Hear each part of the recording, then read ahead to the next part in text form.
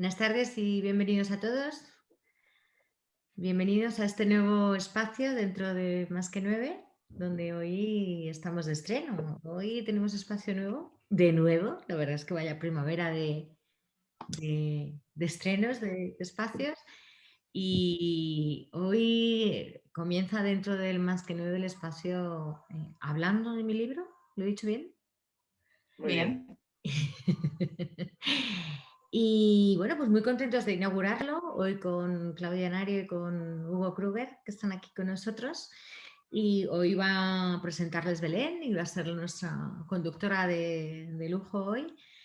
Pero yo antes quiero lanzar un agradecimiento al equipo que está haciendo posible todo esto, porque son muchísimas cosas. Hoy es un nuevo espacio, hay muchísimo trabajo detrás. Aquí hoy tenemos con nosotros a Pedro y a Belén, que son una parte activa e importante del Más que 9 y de la mayoría de los eventos que organizamos, pero hay detrás toda una organización, David Pérez con las comunicaciones, Aritz para actualizar la web, Nelly Rey en redes sociales, de verdad, quiero dar las gracias a todos porque esto es muchísimo trabajo que no se ve, que espero que se note y que se sienta en lo bien que sale todo y en el cariño con el que se hacen las cosas, pero que quiero dar la enhorabuena porque es un nuevo espacio más de compartir, de disfrutar, de hablar de Enneagrama y hoy, bueno, pues, quiero dar las gracias de nuevo a Claudia y a Hugo por estar aquí con nosotros. Espero que lo disfrutéis. Hoy tenemos socios y no socios por aquí, como siempre. Pondremos después la grabación del evento en YouTube, así que espero que lo disfrutéis y Belén, todo tuyo. Bueno, pues buenas tardes a todos, bienvenidos, Claudia, Hugo, un placer teneros estrenando este nuevo espacio.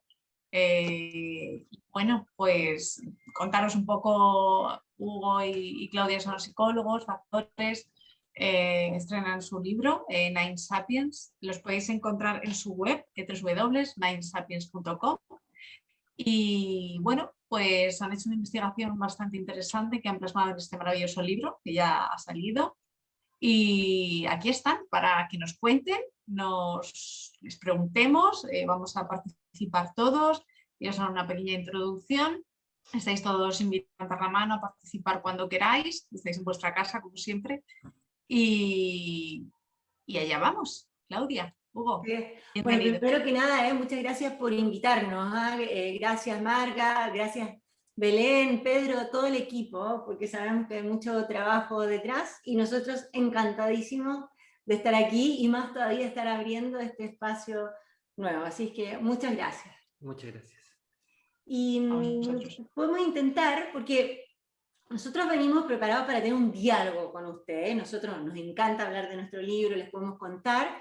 Y nos gustaría partir y vamos a intentar a ver si les ponemos un pequeño tráiler que resume muy bien de qué va este libro, ¿ya? Y con eso nos lanzamos en la conversación. Así es que ténganos un poquito de paciencia porque vamos a instalar el tráiler y esperamos. Y por favor, si el sonido no se estuviera recogiendo bien, ustedes nos avisan, nos hacen señales de humo.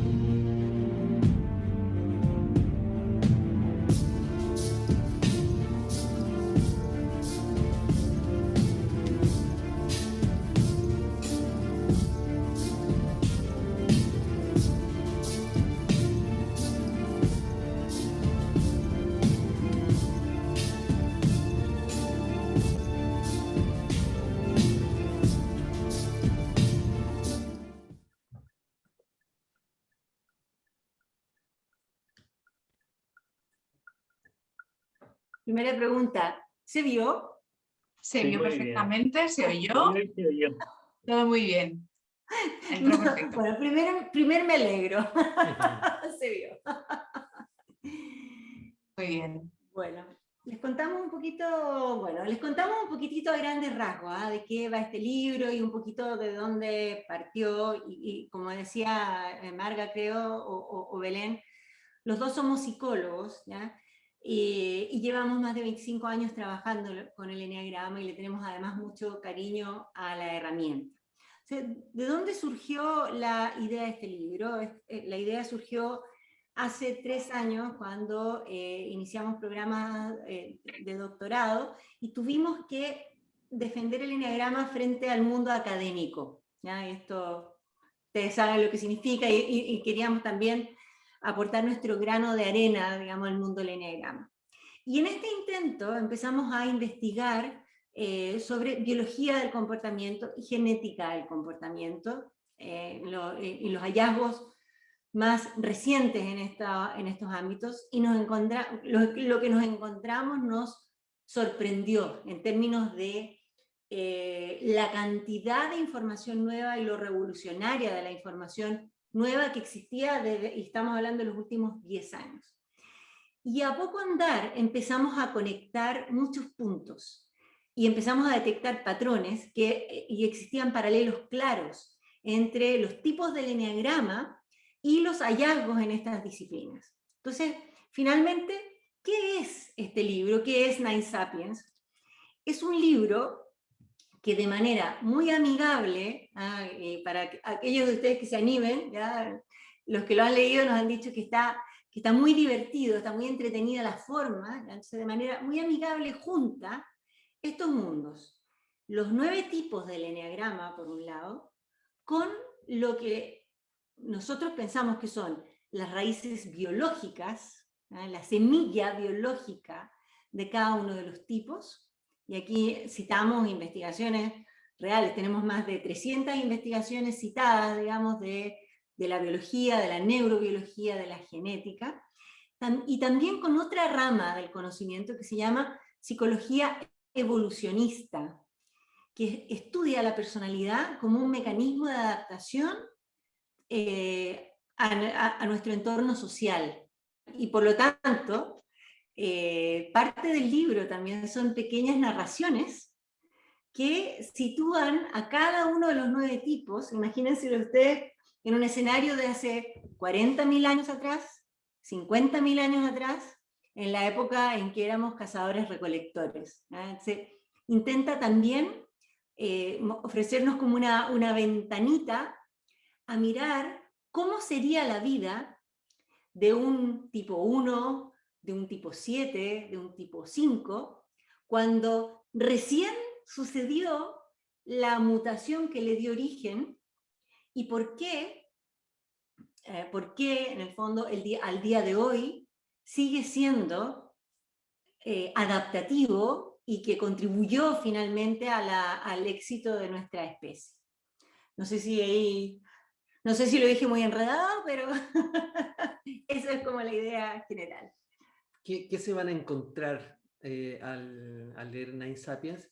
Se van a encontrar con los 9 tipos en 9 capítulos. Hay más capítulos, hay introductorios, hay un capítulo de salida, algo de explicación de qué es esta base biológica, de qué es lo evolutivo, y también una reflexión inicial respecto de por qué creemos que esta pieza es fundamental en la construcción del mundo del eneagrama.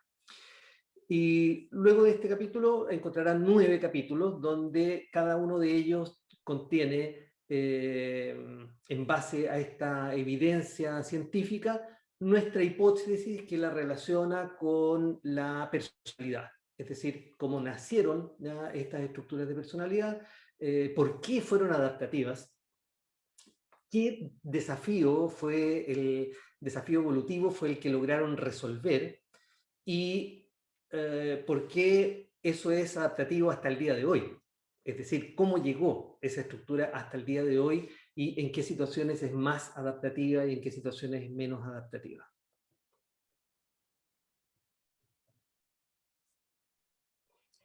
¿Qué más les podemos contar? Y aquí nos gustaría saber qué les interesa en el fondo para poder responder a las inquietudes, así que de nuevo los invitamos a un diálogo con nosotros, para que nos cuenten cómo les llega primero esta idea, ¿no es cierto? Que sería muy valioso que pudierais poner un pequeño ejemplo con alguno de los tipos para entender esto que a mí me apasiona. O sea, yo creo que uno de los valores fundamentales que tiene este libro es que tiene ideas nuevas, ¿no? Que muchas veces compramos un libro de enneagrama y son las ideas de siempre, las mismas cartas barajadas de otra manera, ¿no?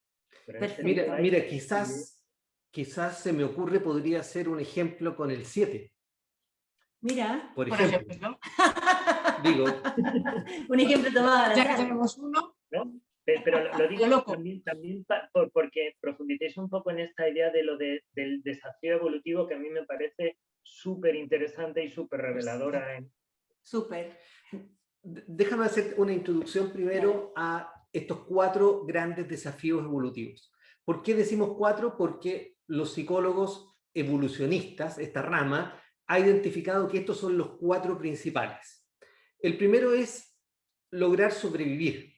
Entonces, aquel tipo de personalidad que logró desarrollar una estrategia que hacía más fácil sobrevivir, probablemente nació cuando todavía no habíamos resuelto este problema. Ese era nuestro principal desafío. Luego de sobrevivir viene el reproducirse. Si no nos reproducimos, entonces no hay descendencia, el gen no se transmite. Por lo tanto, sobrevivir, reproducirse, y luego que nuestra descendencia se mantuviera viva, por lo tanto cuidarla, alimentarla, hasta que a su vez fuera capaz de reproducirse también. Estos 3 desafíos son probablemente los más básicos, ¿no? Hay un cuarto desafío que es mucho más complejo, que es ser capaz de colaborar con personas que no son parientes, que no comparten información genética con nosotros. Y esto probablemente es lo que hace el gran salto exitoso del Homo sapiens, que el Homo sapiens empieza a colaborar en grupos cada vez más grandes, cosa que no pudieron hacer otros sapiens, ¿no? Contemporáneos, porque el Homo sapiens lo hizo muy bien, logró ir aumentando, y hoy día podemos ver que bajo una bandera podemos marchar ya miles que no nos conocemos, pero que alentamos al mismo equipo o que compartimos la misma nacionalidad, etc. En este contexto de desafíos, el tipo 7 habría funcionado de la siguiente manera. Bueno, vamos a hacer la combinación, ¿eh? Y aquí también otra introducción, pequeña introducción, y es que nosotros pensamos que la semilla biológica, podríamos decir, de cada tipo de personalidad, finalmente, si uno pudiera destilarla, estamos hablando de distintos niveles de sensibilidad o de reactividad en distintas áreas de nuestro cerebro frente a determinados estímulos. Y esto así dicho en forma muy poco apasionante, ¿ya? Pero es lo que está a la base, ¿ya? Entonces, si ustedes se meten y leen el libro, finalmente verían que hay hipótesis fundamentadas para cada uno de los tipos. Yendo al tipo 7, ¿ya?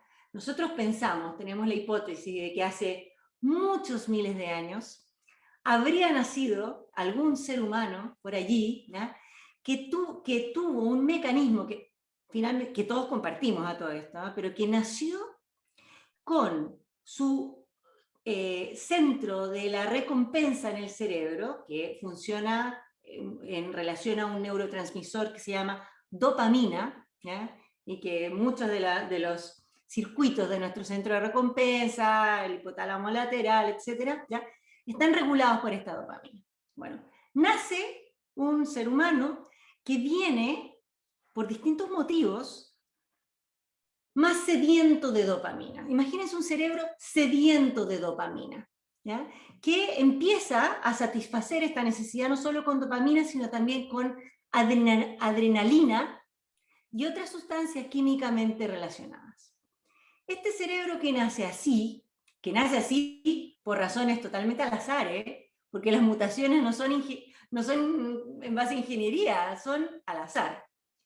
Pero este ser humano nació así y se transformó rápidamente en una persona muy adaptativa, por muchas razones. Porque este cerebro sediento de adrenalina, sediento de dopamina, era una persona predispuesta a moverse rápido no solo físicamente, sino también mentalmente.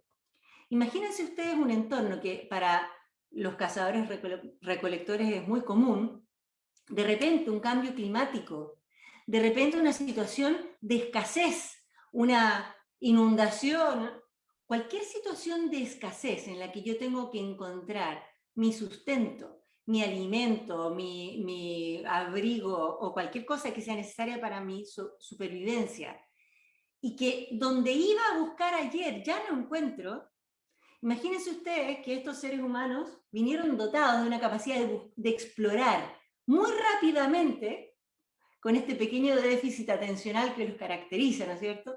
Muy rápidamente cubrir un amplio terreno y encontrar alimento, ¿no? Con esta mente ágil que saltaba de un estímulo a otro. Esto los hizo exitosos y los hizo adaptativos muy rápidamente en situaciones muy básicas. Pero esta misma mutación, nosotros pensamos que estuvo detrás empujando las grandes migraciones humanas. Nosotros pensamos que estos 7 tempranos, con esta mutación, probablemente estuvieron liderando la salida de los Homo sapiens de África hace 60.000 años, que además pusieron un pie fuera de África y fue ¡boom!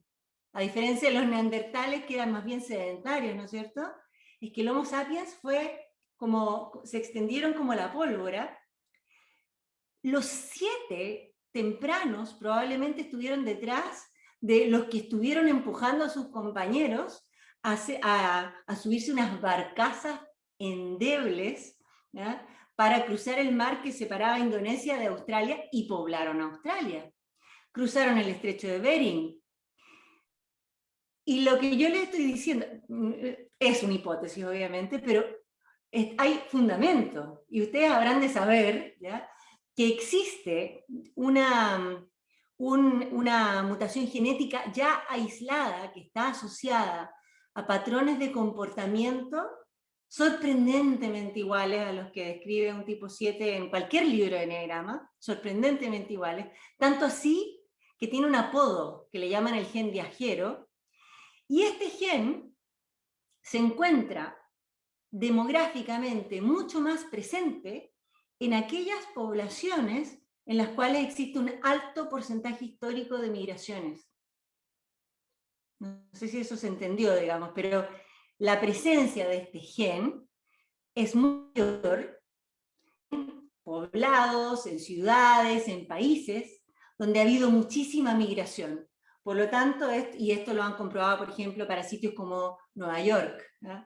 Yo ya de inmediato me hago la hipótesis de que Argentina, ¿no es cierto?, que hay 3 de cada 4 son inmigrantes, debe haber un porcentaje alto, por ejemplo, de este gen presente.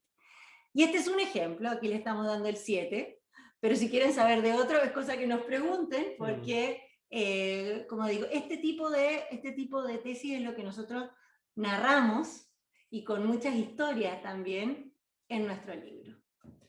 Ahora, un detalle de contexto. ¿Cómo opera la herencia? ¿Cómo se selecciona? ¿Cómo nosotros decimos que, bueno, es adaptativo? Decimos que es adaptativo porque lo tenemos hoy día presente, es decir, ha llegado a nuestros días. Pero ¿cómo opera esto? Imagínense ustedes que en un jardín hay plantas que crecen, algunas crecen un poco y otras crecen mucho más, son mucho más altas. Y por la inclinación del sol, resulta que las más altas son más saludables, logran desarrollarse más. Con el tiempo, lo que va a ocurrir es que las más pequeñas van a tender a ser cada vez menos y las que son más altas van a tender a prevalecer. porque están siendo más adaptativas. ¿Por qué tenemos hoy día 7 en los departamentos de marketing, organizando eventos, escalando montañas, con gran curiosidad, sedientos de dopamina, igual que aquellos cazadores-recolectores que se hicieron a la mar, porque han sido adaptativos? Esa forma de enfrentar los desafíos sociales han sido adaptativos y por eso los tenemos hoy día. ¿Preguntas? Muy interesante. Pues, a ver, abrimos micrófonos, lanzo yo alguna. ¿Alguien quiere hacer una pregunta ya?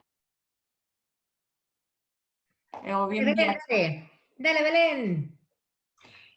pues, a ver, en toda esta adaptación que habéis comentado un poco, uno a uno los nueve eneatipos habrán evolucionado y adaptado de una manera al medio, ¿no? Y más desde hace tantos años. ¿Habláis de los instintos en el libro? No. ¿O solamente de los 9 eneatipos? Solamente hablamos de los 9 eneatipos y esto es algo que también es diferente del abordaje, ¿ya? Y les comento, nosotros al meternos en el mundo de la biología, de la genética, ¿ya? Tuvimos en nuestras cabezas y en nuestro diálogo, digamos, como una suerte de diálogo entre estos hallazgos de la biología y lo que nosotros conocíamos del eneagrama. ¿A qué nos llevó esto? Nos llevó a que ustedes van a encontrarse en nuestro libro una descripción de cada uno de los tipos, quizás más destilada. No sé si se entiende la palabra, ¿eh? Pero solo hemos descrito los rasgos de los tipos que nosotros hemos podido fundamentar desde la biología. ¿Por qué? Porque nos formamos la convicción de que lo demás es más ambiental y por lo tanto puede variar muchísimo de una persona a otra. Esa es la idea a la cual nosotros llegamos después de nuestra investigación. Y por lo tanto, usted es como una vuelta a lo básico, si quieren, una invitación. Y aquí, discúlpeme que use esta palabra porque yo sé que se usa en distintos sentidos, pero es una vuelta a lo esencial, ¿ya? Porque nosotros pensamos que lo que está a la base, y si usáramos la imagen de un árbol, ¿no es cierto?, que los distintos rasgos de un tipo son las ramas del árbol, que algunas son más chiquitas, otras son más grandes, etc. Nosotros hemos querido referirnos a aquello que nosotros pensamos que es el tronco, que es aquello que pensamos que es compartido por todos los 7, por todos los 9, por todos los 6, ¿entiendes? Y que pensamos que es algo más ligado a esto troncal básico. El diálogo con los instintos, las alas, las otras variantes o las combinaciones entre tipos, no las tocamos nosotros, porque no las encontramos aún en la biología, y por lo tanto eso lo dejamos en el fondo en nuestra invitación. Nosotros hemos querido hacer un libro muy honesto, muy abierto, para que cada uno que lo lea pueda formarse su propia opinión, pueda conectar los puntos con lo que ya sabe y llegar a sus propias conclusiones respecto de en qué queda, respecto a su mirada de cada uno de los tipos. No sé si... Muy bien. Y con respecto, ya que estamos hablando de esa base de biología, siempre un poco se ha comentado, se ha escrito mucho de los 3 cerebros, ¿no? Relacionados siempre con los 3 centros. ¿Habéis encontrado ahí algo que nos podáis contar como novedad? Mira, de nuevo... En cuanto a la evolución. Sí. Nosotros no partimos de ningún pie forzado, salvo quizá el de los 9 tipos, que es cierto que los salimos a buscar también, ¿no? O sea, nosotros no partimos de la biología nadando en la nada, sino que partimos a buscar si había evidencia para los 9 tipos y la encontramos, ¿ya? Ahora, respecto de los 3 centros, más bien lo que te diría es que encontramos como una respuesta, y te lo voy a dar con un ejemplo, te lo voy a dar con un ejemplo del tipo 1, que a mí me sorprendió, porque yo siempre había tratado de explicarme, por qué el tipo 1 era más físico, porque existe un planteo, digamos, que es más físico, ¿verdad?, en su centro, y yo siempre lo había visto tan mental, ¿verdad? Y resulta que buscando en la base, encontramos que había una raíz. De hecho, existe una raíz comprobada entre la repugnancia física y el desarrollo de la conciencia moral en todos los seres humanos. Aquí, todos los que estamos aquí, todos los que estamos aquí compartimos. Y vale para la explicación del 7 también. Todos tenemos el mecanismo de excitarnos con dopamina y que eso nos provoque curiosidad o, qué sé yo, valentía, arrojo. El mecanismo que describe Claudia ahora respecto del 1, también todos lo tenemos. ¿Qué hace que un 7 sea 7 y que un 1 sea 1? Es que este mecanismo está exagerado. Es decir, es mucho más distintivo, se hace central y como rasgo organiza la vida psíquica. Entonces, influye también en aquello que tengamos de 2, de 3, porque actúa como organizador. Perdón. Sí, no. Bueno, y les comentaba que lo que me pasó a mí, digamos, es que al encontrarme esta relación del 1, muy a la base, que suena feo, pero es como que la repugnancia finalmente está a la base de toda la conciencia moral en el ser humano. O sea, entender al tipo 1 como probablemente ligado con una reacción más intensa, que está ligada a la base con la repugnancia, me hizo entender de otra manera al tipo 1. De otra manera, su energía, porque tiene una energía que es realmente física, ¿ya? Que la expresa en su forma de mirar, de hablar, su intensidad, su fuerza. Y claro, y a mí me cambió también un poquito el paradigma porque cuando se habla de la rabia del tipo 1, dije, pero si no es rabia, es repugnancia, tiene una raíz física.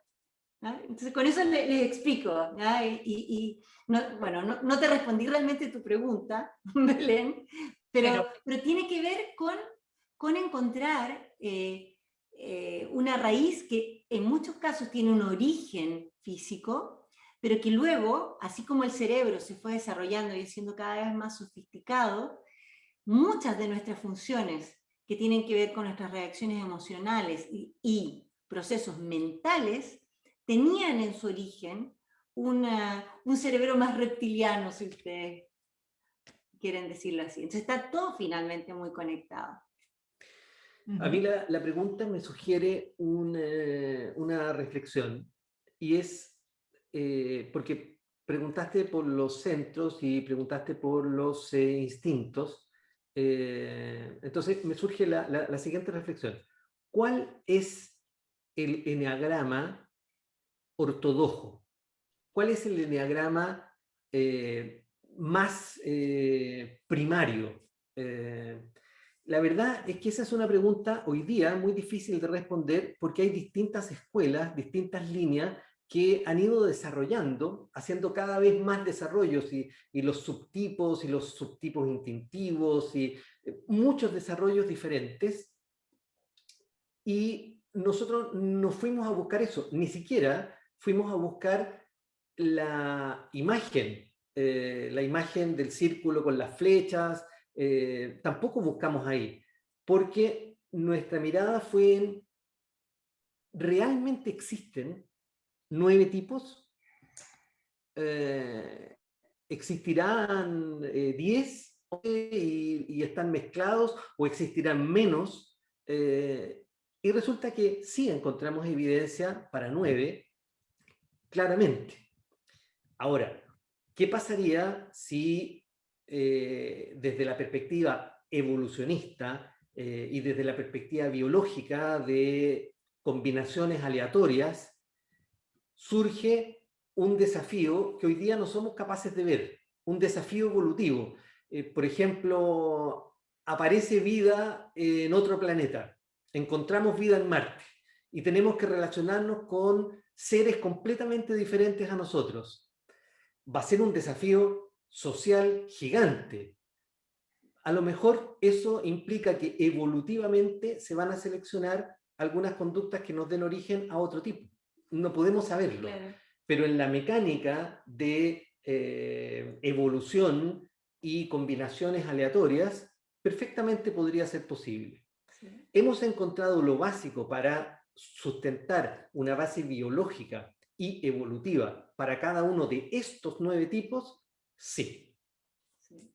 Perdona, creo, Belén, que están entrando algunas preguntas por el chat, sí, pero no las alcanzo a leer, no sé si... Vamos a ello. Bueno, Isabel ha escrito que muy interesante y que ella investiga los neandertales y su conducta y no especifican diferencias significativas de personalidad. Por ahí, por los primeros Homo sapiens puede estar ese eslabón. Isabel, no sé si te apetece entrar. Bueno, mira, sí, voy a entrar porque bueno, primero me he comprado el libro hace un momento en Amazon y tal porque me parece fascinante. Por fin vamos a darle un sentido evolutivo al eneagrama, un sentido científico, biológico, genético y algo que pueda presentarse efectivamente mucho más allá que cuestiones, bueno, pues que necesitan una comprobación científica, que existe un 6 conservación y efectivamente incluso hasta lo que tú dices sobre si hay 9 eneatipos, brillante, ¿no? Pero visto nuestro mapa, pues justamente estamos intentando encontrar un camino para poder entrar con esto que vosotros decís a las universidades. Porque si entramos con las pasiones, así de primeras a las buenas y tal, se produce un rechazo. Lo digo porque yo llevo trabajando 25 años en la universidad. Y hemos tenido que disimular el eneagrama, el símbolo, ponerlo de otra manera y milagrosamente nos dejaban hacer congresos, sin embargo, porque vosotros habéis estado, Pedro y tal, y Antonio desde el primer momento nos dejaban ahí a un espacio, pero como quien no quiere la cosa, ¿no? Y luego un asunto es que descartamos a los neandertales precisamente porque como tienen ese aspecto sedentario del que habláis, tampoco fueron capaces de afrontar los desafíos evolutivos que en esos momentos a lo mejor les hubiera hecho evolucionar como especie. Porque acabo de haber un reportaje sobre los neandertales que lo que habla es de catástrofes meteorológicas y probablemente los últimos reductos estuvieron en Gibraltar, pero quizás a lo mejor había que pensar de otra manera, había que de alguna manera organizarse de otra manera y no fueron capaces, ¿no? Entonces la siguiente pregunta mía, digo, bueno, pues vamos a ver entonces qué es esto de esta nueva especie y por dónde pueden estar los orígenes. De hecho, ayer estuvimos incluso hablando en una discusión, Jorge Mendoza y yo, después de un taller, ¿no? Sobre, y ese eslabón, y ese momento, y de repente, ¡pum!, va a salir vosotros, Nine Sapiens. ¡Qué maravilla! Yo creo que estáis además sembrando para mucha investigación. Quiere decirse que, claro, nosotros... Si pensáramos que también lo hubierais hecho con los sesgos instintivos y con los subtipos, a lo mejor pues vuestros nietos sacan vuestro libro, ¿no? Me refiero, claro, o sea, es decir, porque ahí hay que meterse con un buen caleidoscopio y tal, ¿no? Que realmente estas personas que ahora mismo están entrando y que yo les llamo como esta cuarta generación que entran a aprender eneagrama y que vienen como desde otro paradigma para verlo, es interesantísimo que se pongan a investigar sobre esto. Sí, absolutamente. Y que puedan sacar y dar investigaciones a raíz de la vuestra. Sí. Muchísimas gracias por este espacio. Sí. Es que estoy fascinada. Sí. Gracias. Una pregunta, tengo una curiosidad, si me permitís. Entiendo que estáis relacionando los tipos con diferentes mutaciones genéticas que obedecen a retos de supervivencia, ¿no? Retos evolutivos. ¿Y esto cómo surge? Porque también parece que son como diferentes roles que se cumplen dentro del grupo social humano. Correcto. Mira, una precisión, solo que la mutación genética es aleatoria. Ajá. Son aleatorias. Se dan, no se dan. De hecho, para que ustedes sepan un dato freak, cada uno de nosotros porta alrededor de 70 mutaciones genéticas en el cerebro, totalmente nuevas, cada una propia. Y la gran mayoría son totalmente neutrales para nuestra adaptación. algunas son dañinas, ¿ya? Que probablemente ninguna es el caso porque es un porcentaje muy chiquito, así que no se asusten. Y algunas, aquí está como cuando uno se gana La lotería. la lotería genética, es cuando uno de repente tiene una mutación que es adaptativa. Ahora, luego, la que es adaptativa es por lo que tú dices, Marga, y es porque hay condiciones situacionales del entorno del Homo sapiens que hicieron que esa mutación, que era aleatoria, de pronto se transformara, se cristalizara en un tipo de personalidad, porque ya se lo podemos heredar a nuestros hijos, nuestros nietos y bisnietos, porque se transformó en una adaptación importante. ¿Surgieron unas antes que otras? ¿Habéis detectado a las 9? ¿O era más básico y al principio eran... ¿Hay algunas que surgieron antes que otras? Nuestra propuesta es que sí, efectivamente hay un orden en el que surgen. Me voy a referir al probablemente el primero, el tipo 6, que tiene una relación absolutamente estrecha con el desafío de la supervivencia. Es decir, ser capaz, por ejemplo, de distinguir una amenaza en forma temprana hacía que la diferencia entre la vida y la muerte. Entonces, saber por dónde tengo que escapar, saber a qué animales no acercarme, ser capaz de escuchar en la noche, cuando todos duermen, una rama que se quebró porque alguien avanza hasta nuestra cueva. Probablemente el 6 era tremendamente adaptativo para resolver ese desafío. Si nos vamos al extremo de los últimos, y aquí pasamos por probablemente miles de años ya de diferencia, cuando empezamos a elaborar el lenguaje de manera de ser capaces de nombrar algo que no existe, por ejemplo, el espíritu del león. Y todos nuestros hermanos de tribu, todos estamos bajo el espíritu del león. Y luego nos juntamos con otro clan y ellos también adhieren al espíritu del león. Y empezamos a crecer en grupos porque estamos todos bajo el espíritu del león. El tipo que es capaz de idear esto desde el punto de vista del lenguaje, de proponerlo y de convencer a sus pares, postulamos que es el mago que es el 4. El 4 que su forma, ¿no?, de elaborar la realidad es diferente.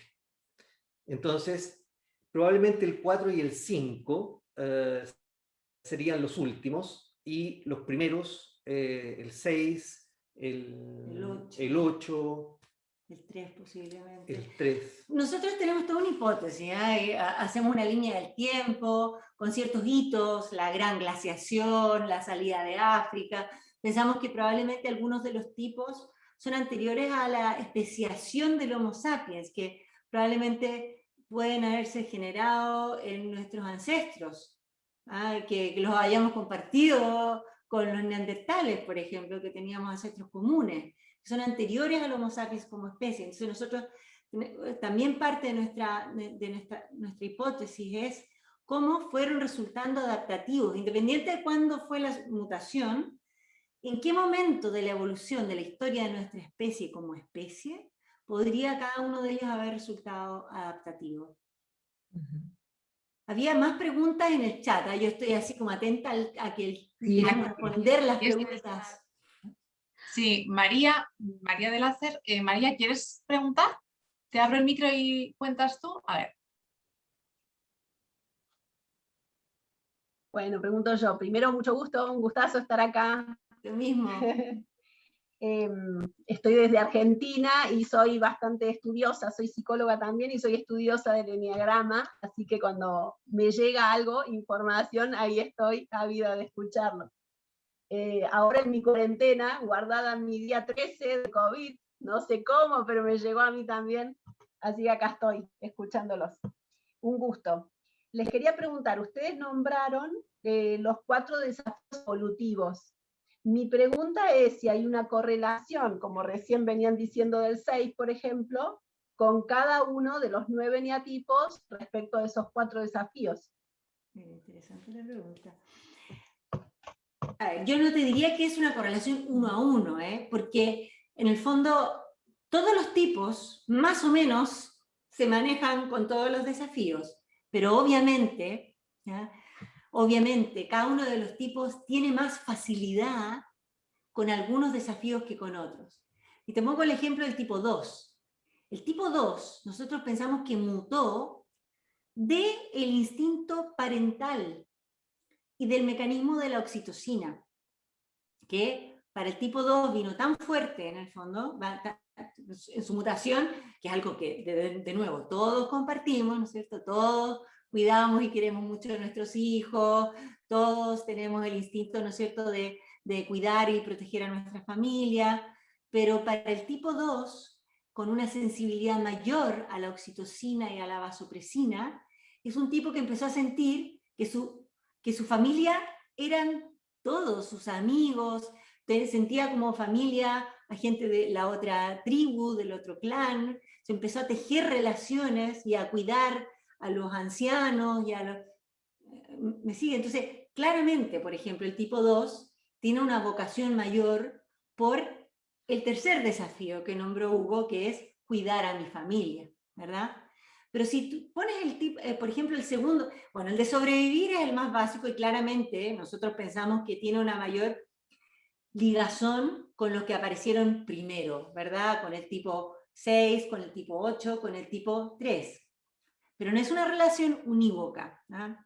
Ahora, si tú miras el desafío de reproducirse, es un desafío súper complejo y existen estrategias muy variadas, aún en el mundo animal, para atraer una pareja reproductiva. Entonces, hay algunos animales que tienen la estrategia así, como uno podría decir, toscamente, pero del tipo 8, ¿no es cierto? Y es como, aquí vengo yo y yo te conquisto. ¿Ah? Otros son más seductores. Otros te ofrecen fidelidad, ya yo voy a ser un partner y voy a cuidar a los niños contigo, ¿entiendes? Y esto tú lo ves en los pájaros, lo ves en, o sea, incluso en una misma especie, y esto entre paréntesis, todas las especies sociales tienen personalidad. La personalidad no es algo, no es un patrimonio solo del ser humano, ¿ya? O sea, los peces sociales tienen personalidad, los monos, ¿para qué decir? Los perros, nosotros los vemos, ¿verdad? Entonces, ustedes ven que los distintos tipos también se relacionan con este desafío evolutivo de maneras diferentes. Todos queremos al menos resolver el desafío y queremos reproducirnos, pero cada uno se acerca a este desafío con una estrategia diferente. ¿Sí? Es sí y no, ¿no es cierto? Tenemos nuestro desafío predilecto, y para algunos a lo mejor lo más importante es conectar y colaborar, como el tipo 9, por ejemplo, que está relacionado con el colectivo y con mantener al colectivo y con mantener la armonía dentro del colectivo, pero finalmente todos necesitamos al colectivo.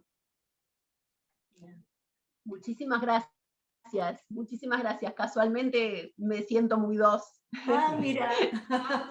Soy mamá de 4 hijos, y aún así confinada como estoy, el año pasado cuidé a varios con COVID y no me contagié, y este año, bueno, sí, y así todo, desde mi lugar estoy dirigiendo, levantando el tubo del teléfono y pidiendo que de la farmacia le lleven a otro que tiene COVID y que no está bien como yo.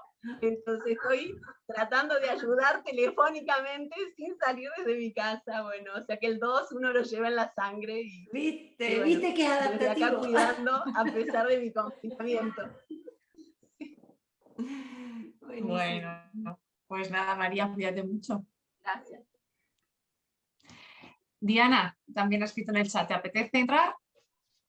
A ver, Diana. aquí estoy. Muy bien, te oímos, no te vemos. ¿Ahí me ven? Sí, ahí Sí. está, ¿qué tal? Nada, decir que muchas gracias, ya los había escuchado el año pasado en el Congreso Argentino, con esta exposición me pareció súper interesante porque veo que a veces el cuerpo y la biología termina como en detrimento de lo emocional y de los pensamientos, mucho de las ideas y de las pasiones, y a veces, bueno, todavía nos falta como mucho comprender la máquina, el cuerpo que nos lleva, así que muchas gracias, súper interesante. Gracias, Diana. Gracias. Muy bien. ¿Alguien más quiere preguntar? ¿Se me estaba? Yo estoy un poco en shock. No, me cuesta aceptar que apareciera antes el 6 que el 8. Oh, claro, ¿por qué? Es el más primitivo de los mecanismos de adaptación al mundo, ¿no? que tenemos. Ojo que no le pongas una carga al término primitivo, ¿eh? De partida me declaro, yo soy 6, a mucha honra. Entonces, Muy bien, Claudia, yo también, muy bien. ¿Viste? No, entonces no le pongas una carga de que primitivo es algo malo, ¿eh? O sea, uno podría... Y en esto, nuevamente, nuestro abordaje es que todos los tipos traen y contribuyen al desafío evolutivo de nuestra especie. Todos enriquecen y todos hacemos nuestro aporte. Y simplemente, uno podría incluso frasearlo al revés, como que el 6 es el más básico, es necesario, ¿me entiendes? Y claro, sí, una vez que ya habíamos asegurado la supervivencia de todos, ahí puede entrar el 8. No, por eso yo quería negociar con los autores. No, en el sentido de que si no hubiese aparecido el 6 seríamos todos 8.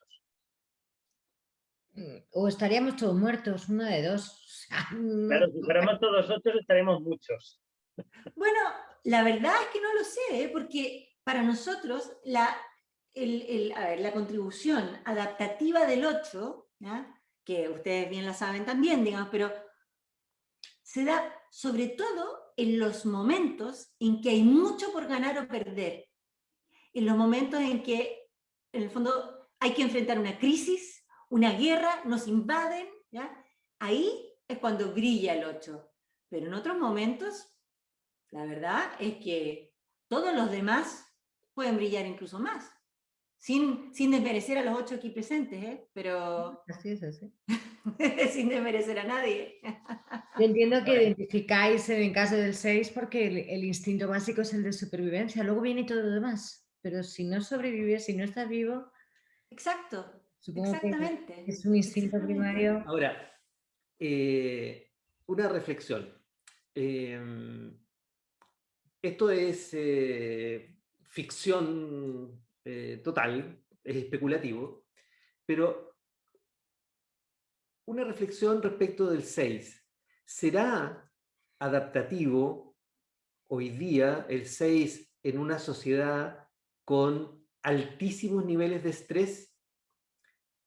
Mi reflexión sería, probablemente tenemos que llegar a un nivel de cambio en la sociedad, porque si no los 6 no van a sobrevivir, porque cuando lo que tenía que distinguir era que se rompía la rama, bueno, era un estímulo, pero es que hoy día tenemos cientos de miles de estímulos, de peligros, por lo tanto, un 6 se ve extremadamente exigido hoy día respecto de su estado de alarma o de alerta.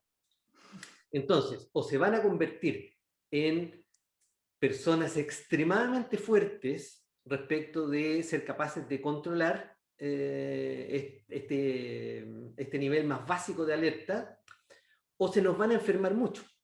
Y vemos gente que está muy enferma hoy día en una sociedad tremendamente exigida y tremendamente estresada. Al revés, podríamos especular que quizás hay algún tipo de personalidad que haya existido y que ya no exista, porque dejó de ser adaptativo.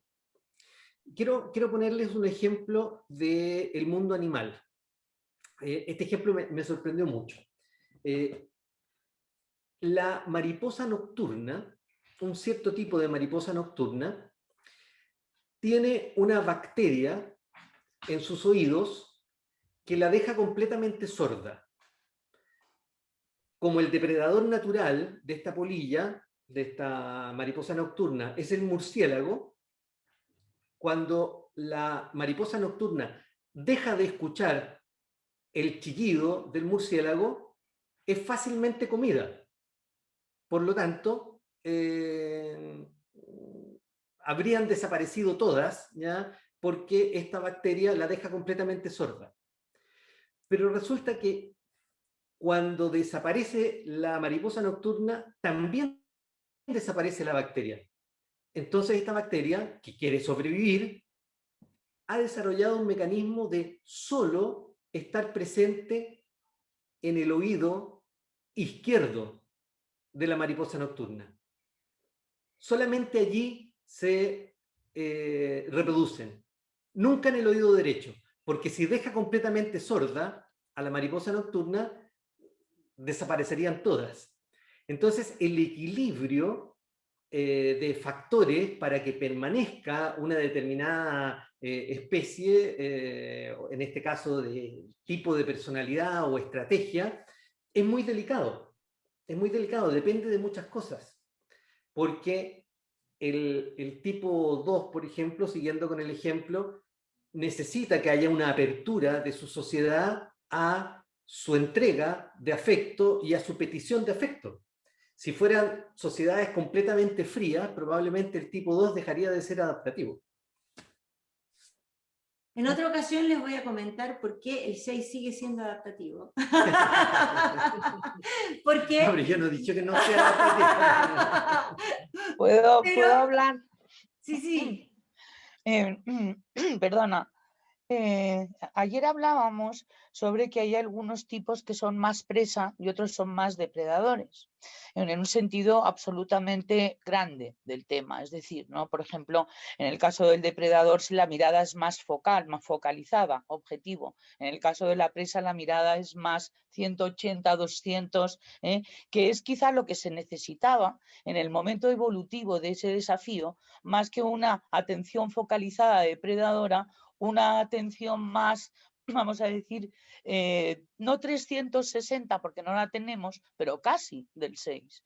Y eso puede ser también un tema que va con su naturaleza, y que una naturaleza además que ahora se trata de hacer equilibrio, ¿no? Y no de convertirse en presa desde el punto de vista de la paranoia o en depredador desde el punto de vista de la tiranía. Pero son dos procesamientos de la información que tiene el ser humano, y es que es presa y depredador, las dos cosas. Sí. Y entonces ahí es muy interesante que en los desafíos evolutivos estuviera embarcado esto. Sí. Se me ocurre, vamos. Sí. Muy bien, comparto. Y yo creo que efectivamente el aporte del 6 va también por ahí, por esta capacidad de percibir múltiples elementos mental y de, además de procesarlos cognitivamente con mucha claridad.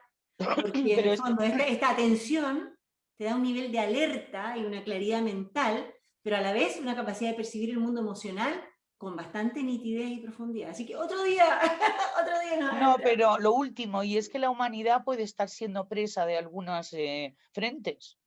Con lo cual viva el 6 por muchos siglos quizás. Así es. Que es la contaminación ambiental, que son guerras que se están montando bacteriológicas en un momento dado, etcétera, etcétera, que pueden incrementar la inteligencia. Sí, correcto. Disculpa, nada más que se me ocurre porque me habéis activado. Y no sé si cuánto tiempo más tienen, porque yo estoy atenta a la hora. Quiero comentarles una cosa, Tenemos un canal en YouTube, que si nos buscan en YouTube por Nine Sapiens, van a encontrar material, van a encontrar videos cortitos, van a encontrar, digamos, y nosotros seguimos colgando informaciones, webinars, entrevistas. Así que lo pueden encontrar por ahí también. Me gustaría que comentaras también, porque el modelo Nine Sapiens ha ido más allá y habéis generado una formación y una manera de aplicarlo en organizaciones. Me gustaría que comentarais también estas cosas. Sí, correcto.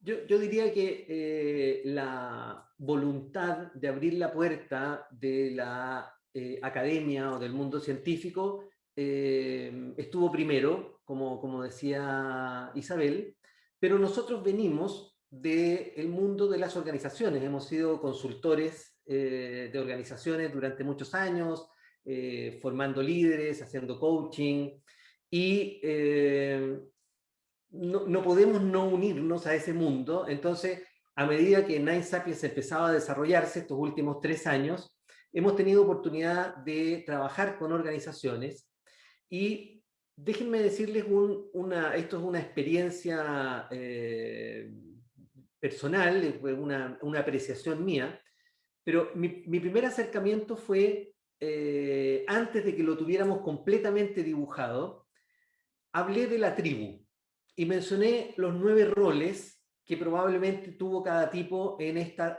tribu de cazadores-recolectores. Deben haber sido unos 15 minutos en que me refería a esto. Fue una pequeña introducción para luego hablar de otros temas. Al final de la sesión, todos recordaban los roles de los cazadores-recolectores. Entonces, por una parte, abrir la puerta de una organización con un lenguaje más científico, con un lenguaje más organizacional, con una fundamentación, te permite abrir la puerta. Pero una vez abierta la puerta, es una forma de acercarse a la personalidad extremadamente intuitiva.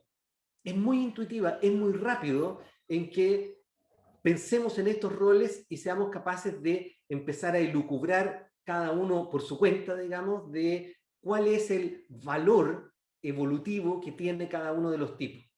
Porque parte de la filosofía del modelo es hacer un énfasis en por qué cada tipo resultó ser valioso y cuál es el aporte que hace al contexto de la interacción social. Partimos de ahí, partimos del aporte de cada uno. Así que sí, estamos trabajando con organizaciones. El acercamiento es más fácil que si hablamos de eneagrama, que resulta un poco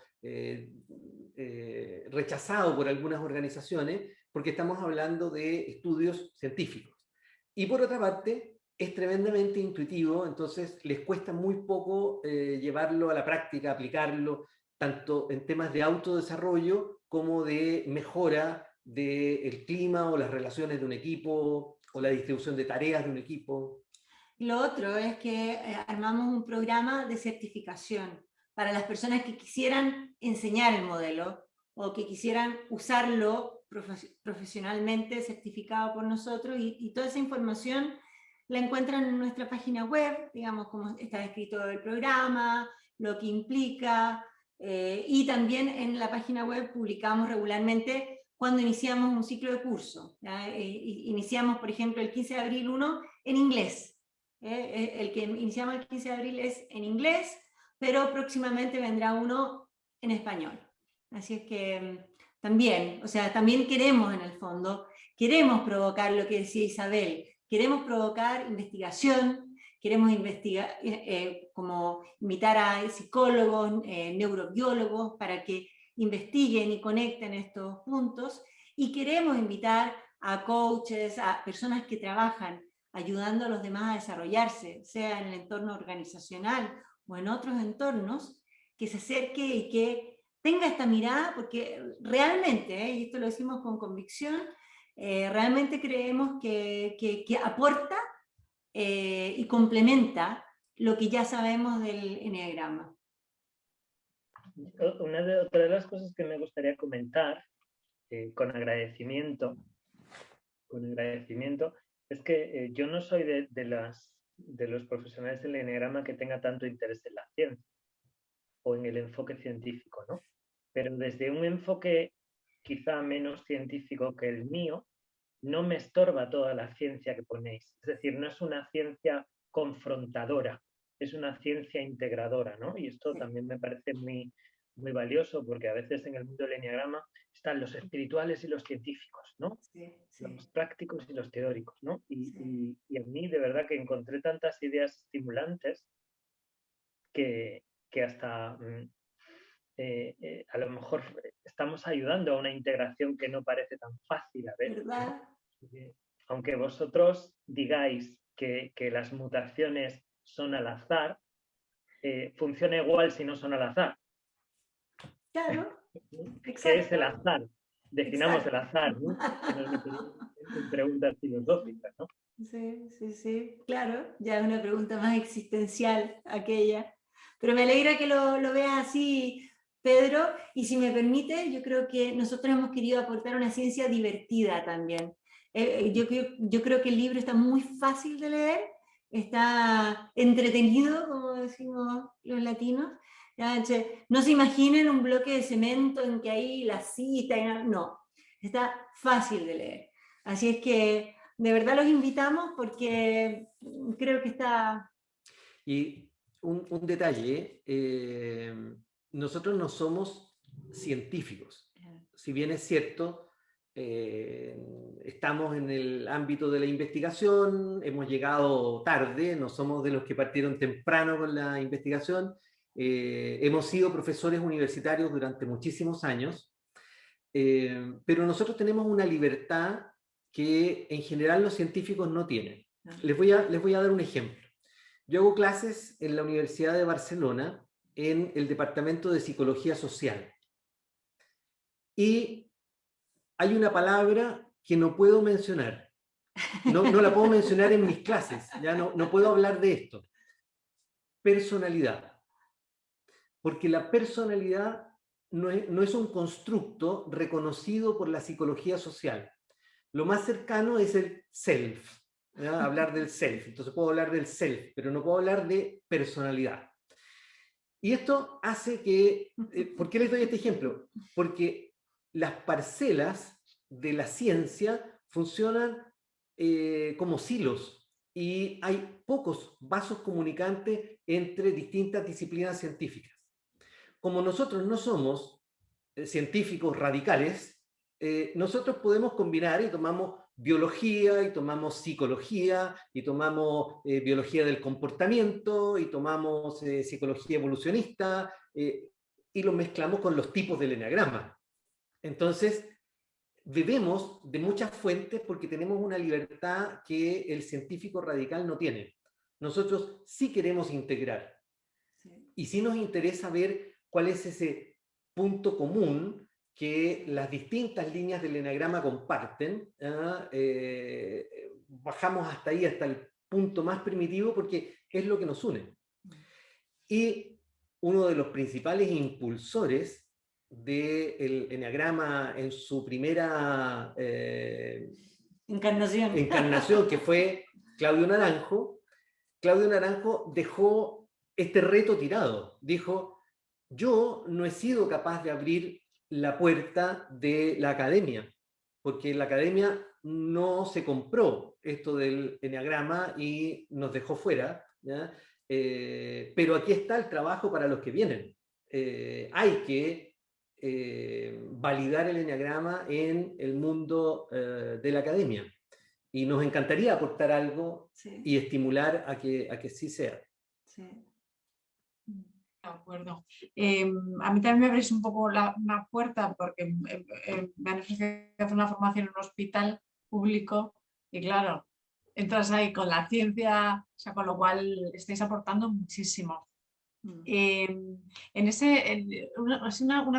cuestión que se me viene, en lo que habéis hablado antes de los últimos, digamos que en adaptar al medio como el 4 y el 5, ¿habéis encontrado algún tipo de correlación o digamos que ese mapa del símbolo en la evolución, pues no sé, por flechas, no sé, me resultó muy curioso que la base del símbolo, el 4 y el 5, pues sean los últimos y como que el primero otra vez empezara por el 6, como si diera una vuelta. ¿Es posible o no?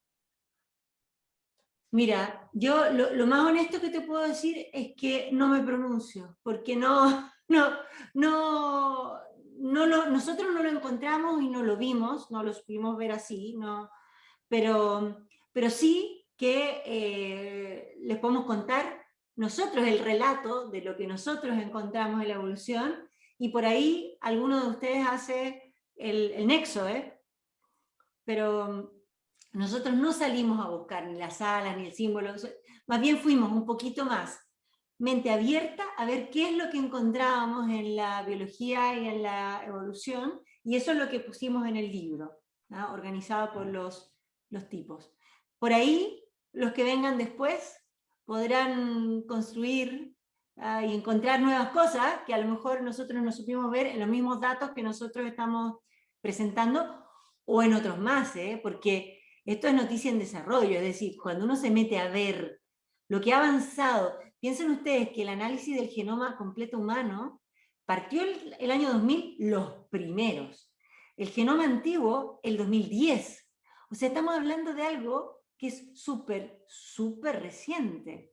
¿Ya? Entonces, en el fondo, por ahí, ya en 10 años más, va a ser tanto más lo que se va a encontrar que ya estaremos hablando de otro libro.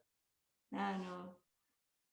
Muchos más, claro que sí. Ahora, Sí. lo que sí, en ese camino de buscar e interpretar cada uno de primera fuente, el libro tiene muchísima información respecto de los estudios que utilizamos, están citados. Entonces ustedes pueden ir a la fuente misma. Si hay algo que no les cierra o algo que les despierta curiosidad, pueden buscarlo, porque no es un camino difícil y van a encontrar las fuentes. Claro, para todos los fanáticos.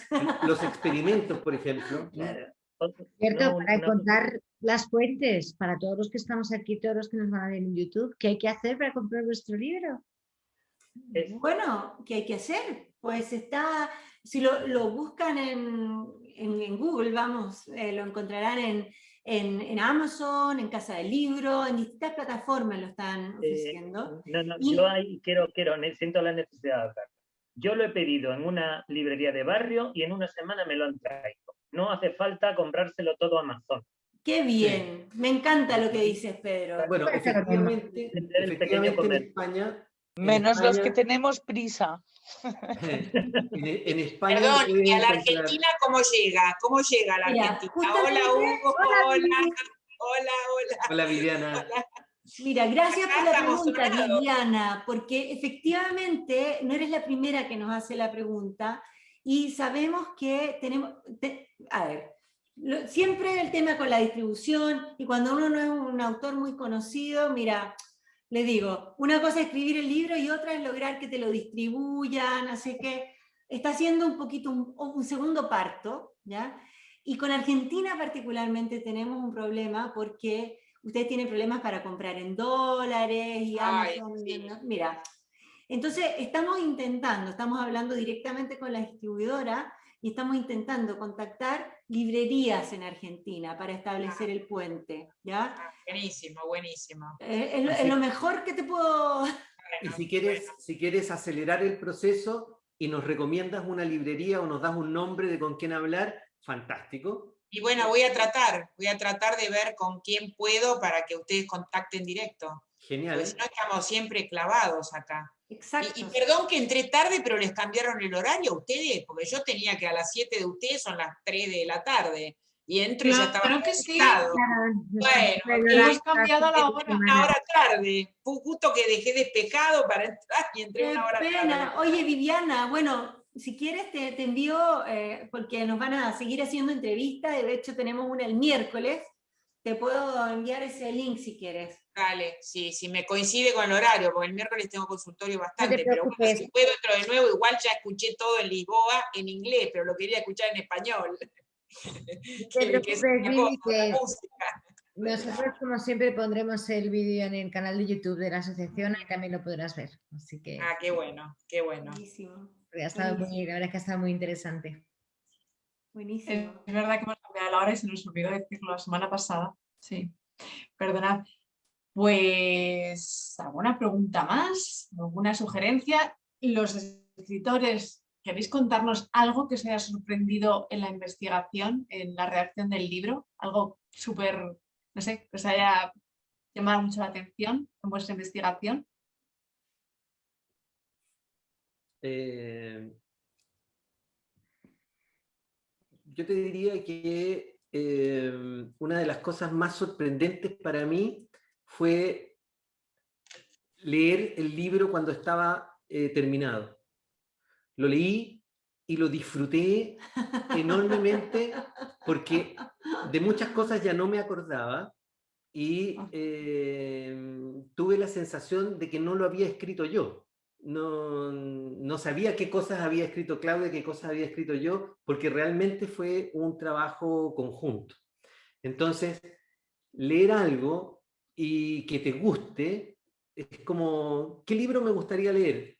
Este libro me gustaría leer, porque conecta las cosas más primarias de lo que aprendí del enagrama hace muchísimos años y lo más actual de las investigaciones, del conocimiento, el conocimiento más de punta. Por lo tanto, como a mí me gustó, se los recomiendo. Con eso me quedo. No puedo superarlo. Muy bien. Pues enhorabuena a los dos, porque seguro que le tendremos todos en breve en nuestra mesita y disfrutaremos muchísimo de él. Chicos, ¿algo más? ¿Queréis alguna pregunta que se quede el tintero? Viviana, que se entrado más tarde.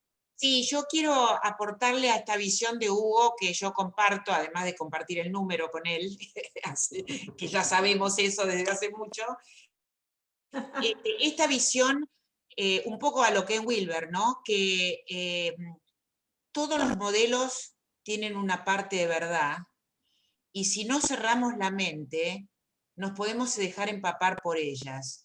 Yo coincido, si bien yo sí vengo del camino de la ciencia, porque fui investigadora del Consejo de Investigaciones Científicas de la Argentina, me bastó estar 4 años ahí adentro para volverme totalmente relativista. Sí, yo estaba en el departamento de psicolingüística y tenía tantos modelos que explicaban cómo hablaban los niños que de repente dije, ¡guau! ¿Qué sé yo? Veamos un poco lo que le pasó a Hugo. Y eso fue lo mejor que me pudo pasar. Porque se me abrió la mente y gracias a eso que el enagrama cuando llegó a mi vida, porque los que somos psicólogos tenemos una matrícula, tenemos que encajar esto nuevo en lo otro, medio que uno tiene un super yo, ¿no? Donde tiene que así amalgamarlo. Y claro, si uno está fuera de las matrículas es más fácil, pero cuando uno está dentro, tiene que ver cómo calza todo. Y la verdad es que me pasó como Hugo, yo me posicioné de la manera donde que esto cómo me impacta, cómo lo puedo transmitir y cómo me abre la cabeza para incluir cosas nuevas. Por eso me gustó tanto cuando la escuché a Claudia en Lisboa, todo este camino, y no me lo quería perder hoy, y al final me perdí el primer pedazo, porque lo quería escuchar en español, porque bueno, yo no soy bilingüe como ella, que es maravillosa como habla en inglés, y realmente impacta. ¿Por qué no vamos a ver este camino de la evolución que nos nutre y que además se vuelve operativo para transmitirlo? Y yo también coincido con ellos, que el lenguaje hay que ajustarlo a las orejas que van a escucharlo, porque si no se ponen defensivas y rechazan. Entonces uno no puede ir con el modelo, al contrario, tiene que saber cómo hacerlo transmitir. Yo tampoco le hablo a mis pacientes del eneagrama, pero lo tengo adentro, los invito a atravesarlo, y bueno, mi ámbito es la clínica, y también lo dosifico como hacen ellos que también tengo sus libros, me lo compré la primera vez que lo encontré en el 2010, cómo lo hacen para las empresas, para que sea útil y aporte. Entonces, estoy totalmente de acuerdo con lo que vos decís, Hugo, de no importa si la ciencia o qué ciencia, o el control, o el doble ciego, eso está bien para la vacuna, pero para los psicólogos, está bien para la vacuna, sí, para ver si nos metemos algo que no funciona, o no sé, nos convertimos en monos o en extraterrestres, pero no para lo psicológico, que necesita ámbitos de permeabilidad mucho más flexibles, porque estamos justo en esa bisagra de ser seres que generan sentido, construyen sentido en la vida, que es la parte más espiritual y trascendente, y al mismo tiempo están anclados en lo biológico. Entonces, traer todo el tiempo esas puntas que nos dan contradicciones y dilemas, a mí me parece fantástico cuando hacen estos recorridos que aportan, así que gracias a los dos, que hace mucho que los conozco y me alegro seguir en este camino viéndolos, coincido con esto de que abramos la cabeza, ni dejemos ni nos peleemos, un poco lo que dijo Pedro, entre teóricos y prácticos, espirituales y pragmáticos. Todo tiene algo de verdad que nos aporta, y a nosotros nos hace transmisores del sistema y entusiasmadores de que las personas buscan el mejor camino de transformación para aportar lo mejor al mundo. Así que eso quería agradecerles en este camino, que es duro, porque es la ciencia, están con el genoma, o sea, se van a pelear con todo lo de la ciencia, no del todo dura, pero bastante dura, porque es meter los pies en camisa de 11 varas, no es que, a ver, hablo así un poco del lenguaje y el significado, no, voy a lo biológico, hay para pulsearla, así que muy bien, mucho coraje, bravo. Gracias. Muchas gracias. Oye, y gracias también a María, que nos mandó un mensaje de que tenía un contacto en una librería en Argentina, así que la esperamos. Buenísimo, ahora después charlo con ella, a ver qué más podemos hacer para que el libro, a ver, escrito en español, por favor, estamos siempre traduciendo cosas. Enhorabuena que escriben en español. ¿Podrías darle contacto, si quieres mandarle por chat, por privado, tu mail a María? O si María, dale. Sí, yo digo que siempre soy muy buscadora de elementos y herramientas útiles para ayudar, siempre. Entonces, yo utilizo mucho con las parejas el enneagrama, y he leído muchos autores españoles, y bueno, como soy así onda relacionista, digamos, siempre tengo un amigo, alguien conocido o un paciente que viaja. Entonces siempre estoy ahí, digo, perdón, yo te pido, te doy el dinero, si podés. Así que hace poquito me trajeron uno de Victoria Cadarzo, el último libro de ella. He leído varios de Ferran Ramón Cortés en comunicación y demás, siempre, y libros que no se venden acá, pero yo logro que me los traigan, digamos, de alguna manera. Así que esa es una opción. Y otra es, como hace poquito entré a Jenny a comprar, y Jenny es una librería que está en todos los shoppings. Entonces les puedo conseguir, yo les ofrezco eso, conseguirles un medio para que ustedes directamente se comuniquen con ellos. Genial. Entonces, de manera de mandarles. Jenny es una librería muy importante acá. Bueno, entonces directamente lo ideal es que a través de ellos ustedes puedan directamente comercializar sus libros acá. Así que si yo les puedo pasar Genial. no tengo ningún problema. Un correo entonces directo, María. Sí, tenés el mío, yo me escribí con ustedes, pero si no lo anoto ahora en el chat, yo lo anoto y anoto el de ustedes también. Perfecto, aquí va, voy a poner el mío. ¿Qué haríamos sin los dos? Bueno, ¿para cuántas cosas son estos programas, estos eventos? ¡Qué bien! Por seguir estirando de la cuerda, anunciamos ya que Victoria Cadarzo va a estar Hablando de mi libro, hablando de los dos libros en los que trabaja con el enneagrama. Digamos, el próximo libro que vamos a presentar también en mayo, creo que es en mayo, Belén. El próximo es el de Eduardo, ¿te refieres, Pedro? Eduardo en mayo, sí. El 6 de mayo. El 6 de mayo, ¿no? El 6 de mayo, Eduardo, va a ser la siguiente cita con Hablando de mi libro. Sí. Y luego Victoria, ¿no? Sí. Entonces, pero por volver a nuestros autores, ¿quedan ganas de escribir otro libro? ¿Quedan ganas de escribir una segunda parte? ¿Cómo va la cosa? Sí. Yo creo que, mira, por ahí estamos discutiendo si el próximo va a ser Nine Sapiens en el liderazgo o estrategias más de desarrollo personal, porque otro de los temas interesantes es que a través de la biología también llegamos al desarrollo personal. Así es que eso ya da para otra conversación, pero creo que también ahí descubrimos cosas lindas e interesantes. Bueno, vamos a dejarles que respiren, que sacar un libro tiene tela, yo lo sé por experiencia, Y ¿cuánto tiempo habéis estado para escribir este libro, Claudia? Me da Bueno, muchísima 3 años. curiosidad. 3 años, porque cuando Viviana me vio en Lisboa, estábamos con la teoría de Yarmada, pero el libro todavía no había comenzado a escribirse. Se toma mucho tiempo, como dices tú. Es cómo pulirlo, cómo hacerlo simple, cómo hacerlo entretenido, o sea, pero bueno, ya lo tenéis ahí. Así que bueno, por mí muchísima suerte, muchas gracias por estar aquí y todas las que sigáis a tope haciendo estas súper aportaciones al mundo del enneagrama. ¡Qué maravilla! Muchas gracias y gracias a todos por estar aquí. Muchas gracias. Gracias a vosotros. Que vaya muy bien. Suerte. Gracias. Y me apunto el correo de María. Gracias. Siguiente, hablando de mi libro, 6 de mayo, Eduardo Layana, Ser tú en plenitud.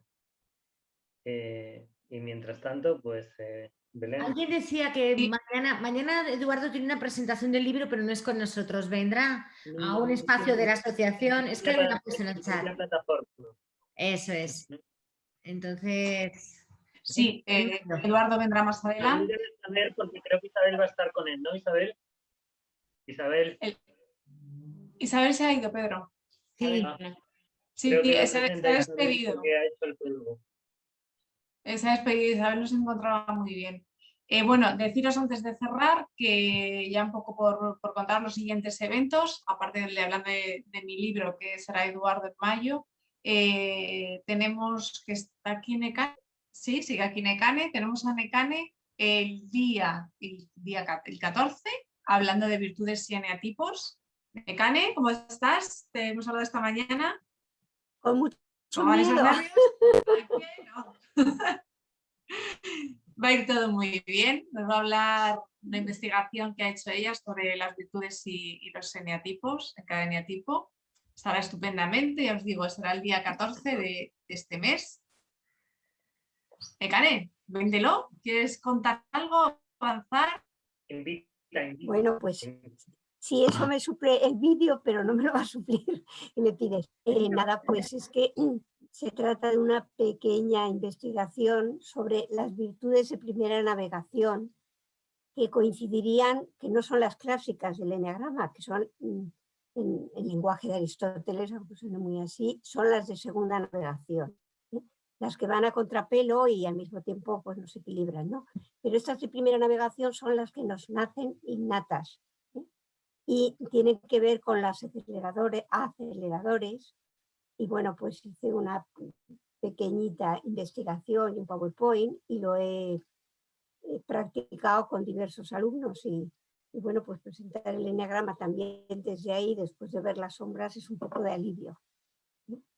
Aunque todos tendemos, como todas esas virtudes también tienen su vicio excesivo, pues todos los alumnos pretendían más presentarnos el vicio, que es más fácil que la virtud. Reconocer, pues tengo la autenticidad de la compasión y la autenticidad de la generosidad, y en fin.